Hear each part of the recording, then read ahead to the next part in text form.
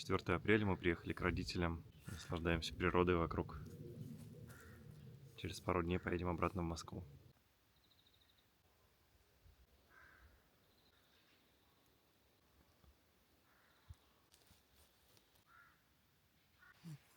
Здорово.